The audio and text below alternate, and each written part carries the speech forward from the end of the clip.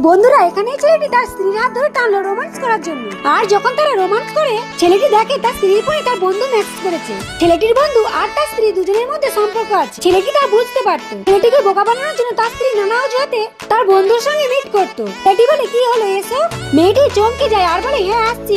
মেয়েটি তার স্বামীকে জড়িয়ে ধরে আর পেছন থেকে হাতে লেগে তার বন্ধুকে ভালোবাসার কথা জানায়। একদিন মেয়েটির বয়ফ্রেন্ড মেয়েটিকে বলে তুমি তোমার স্বামীর অজান্তে তুমি ডিভোর্স পেপারে সাইন করিয়ে নাও। মেয়েটি তার বয়ফ্রেন্ডের কথা শুনে তার স্বামীর থেকে ডিভোর্স পেপারে সাইন করিয়ে নেয় আর সে তার বয়ফ্রেন্ডকে কাগজটা এনে দেয়। কিছুক্ষণ পর মেয়েটি তার বয়ফ্রেন্ডের সাথে তাদের বিয়ের কথা সেরে নেয়। মেয়েটি যখন তার বয়ফ্রেন্ডের সাথে বিয়ে করছিল ছেলেটি যখন মেয়েটিকে সিঁদুর পরাতে যায় এমন সময় মেয়েটির স্বামী তাদের দিকে পিস্তল তুললো। তারা দুজনেই ভয় পেয়ে যায়। তখনই ছেলেটি বলে কি ভেবেছিলে আমি জানতে পারবো না? তুমি যখন আমার শরবতে বিষ মিশাচ্ছিলে আমি দেখেছি। আর আমি জল খাওয়ার বাহানায় তোমায় রান্নাঘরে পাঠিয়ে গ্লাসটা চেঞ্জ করে দিয়েছিলাম। তুমি এসে বিষ মিশানো শরবতটাই খেয়েছিলে। ছেলেটি এটা বলতে না বলতে মেয়েটি মাটিতে পড়ে যায় আর ছেলেটি তার স্ত্রীকে কোলে নিয়ে বলে কেন করলে এমন আমার সাথে?